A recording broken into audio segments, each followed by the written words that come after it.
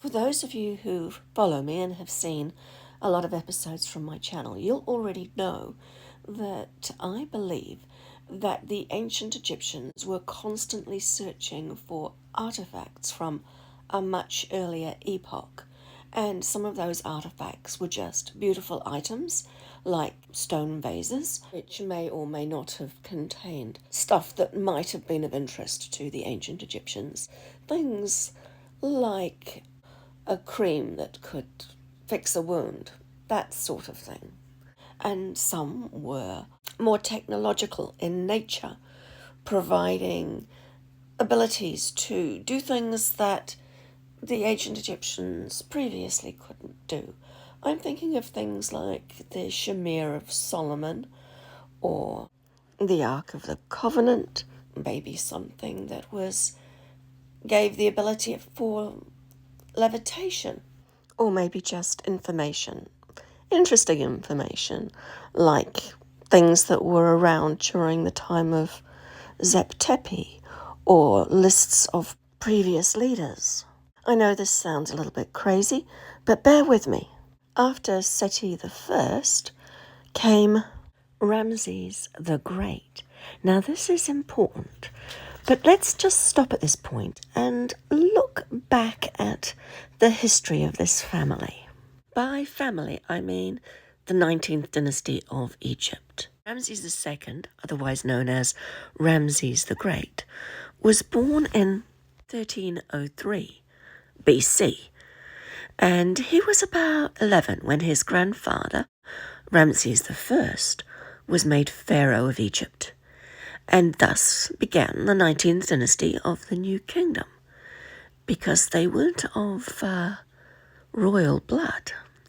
Anyway, Ramses I had a very brief reign, and his son Seti I took over as pharaoh. Now this is the Seti I that we've been talking about regarding the Osireion.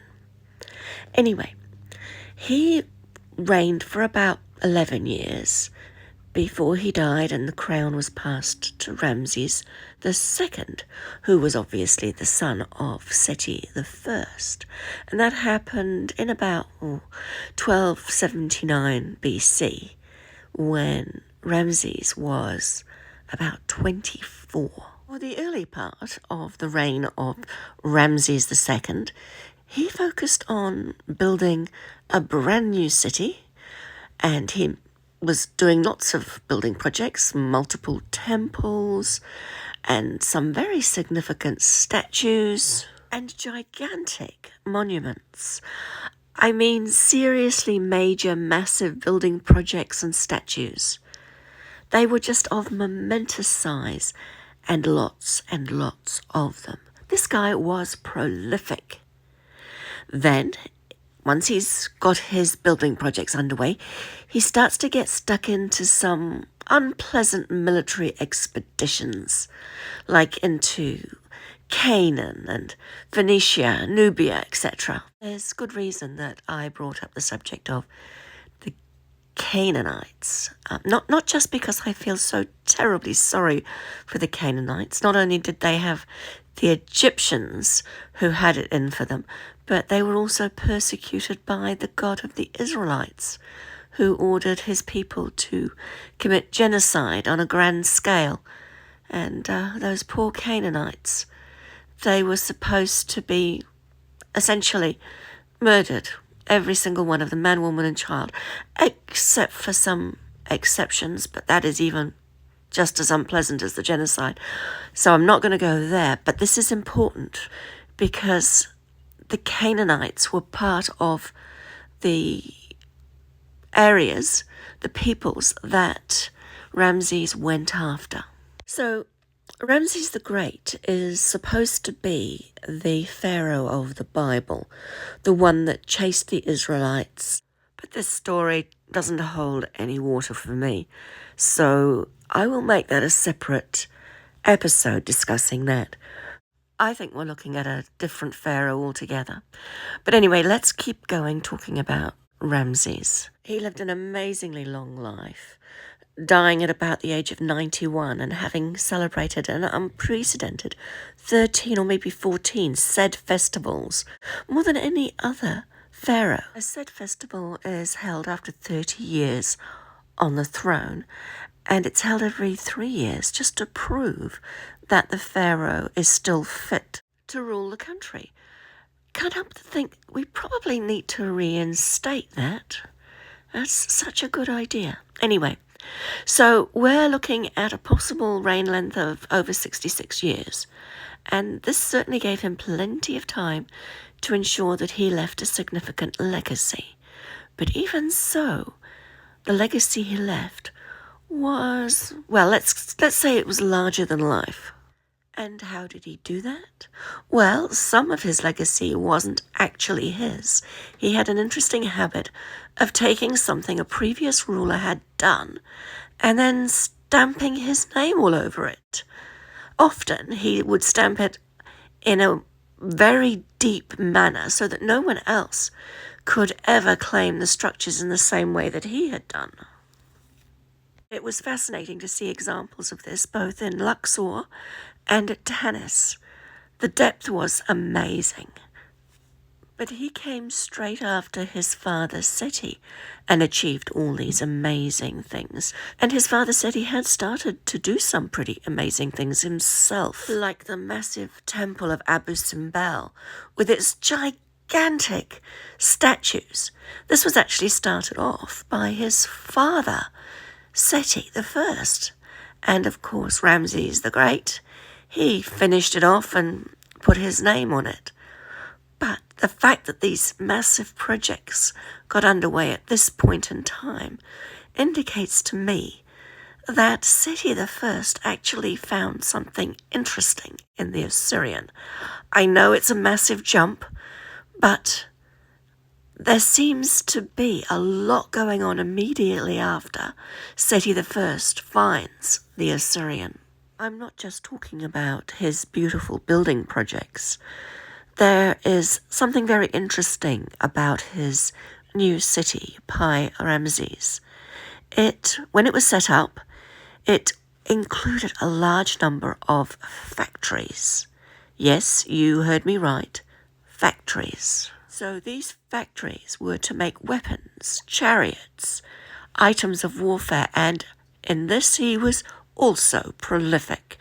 As you might expect with all these weapons, there was also many military campaigns. Ramses II is depicted in this picture charging into battle against tribes of the south of Egypt with his two young sons, Amun-Kukepshep and Khayyam Waset. And yes, this is the same Khayyam Waset that I did all those episodes on some time ago. So if you haven't seen those episodes, they're all about this amazing guy because he has some amazing mythology around him. And, well, his body was never found.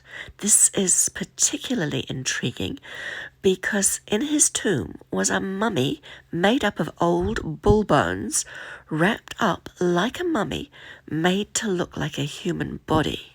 Oh, and if that's not enough, he's also the very first recognized Egyptologist, and that's because he was digging in old sites, he was doing restorations, he was finding artifacts, and according to the mythology, he was finding some other very interesting things that one could only describe as either magic or high technology. I realize that by now you're probably wondering, what has all this got to do with the Osireion? So, trust me, it does. It really does. So let's have a quick look at all his building achievements, just so that you can get a good feel for what he did while he was alive.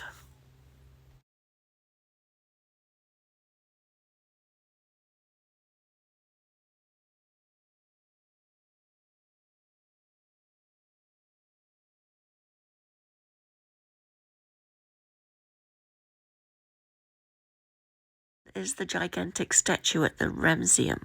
It was 17 meters or 56 feet high and weighed over 1,000 tons. When you see it, it's really hard to make out what it is until you kind of stand back from it and realize that it's one gigantic statue. So Ramses II hung out with his dad a lot, Seti I, and learnt a lot from him. And of course he would have spent time in the Assyrian with his father.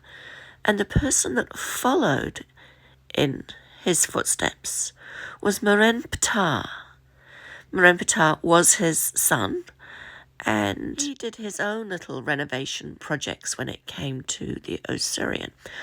But more importantly, he was very, very determined to get back into the Assyrian, but Seti I had blocked it up. Obviously, Seti I didn't want anybody else getting in there, but Merenptah managed to get in there. He managed to go through a different way, and obviously he then got on with things for himself. So my question is, what was it that Seti I found in the Osireion? Why did he block it up? And why was Merenptah so determined to get back into the Assyrian? Even though I don't consider Ramses the Great to have been the pharaoh of the Bible, we do know that Egypt had some serious tech, and we know this from the Bible because of the things that are described regarding the Ark of the Covenant, the Shamir of Solomon, and various other things. Even though the Shamir of Solomon is supposed to have been provided by a demon, I think that it also came from Egypt and was found in the ruins of the ancients. And if the Israelites had already stolen a heap of their tech, of course they were always on the lookout for more tech. Certainly looks that way with regards to Seti I, with Ramses, with his brother Khayyam Waset, and Merenptah. If you want to know about my dream regressions with regards to the Ark of the Covenant, I have done a whole series of episodes on this as well. So I suggest you go find those because you might find the technology in that quite interesting. I want to make it clear that the things that I talk about are based on my dream regressions and my own opinions based on that. And I've been trying to find the evidence that matches my dream regressions. And the more that I find, the more that it seems to reinforce what I've seen in my dreams. And this is how I'm reaching these conclusions. But they are my opinion. And some of the mythology aligns with the dreams that I've had. But let's get back to the Assyrian. I think that there were secrets in the Assyrian that enabled a person to live a longer life. Not necessarily longevity as such, but just an ability to live a bit longer. And I also think that there was information enabling them to put together the King's List and extending it back in time through Zep-Tepi. And I think there was more information as well, but I'll leave that to another episode.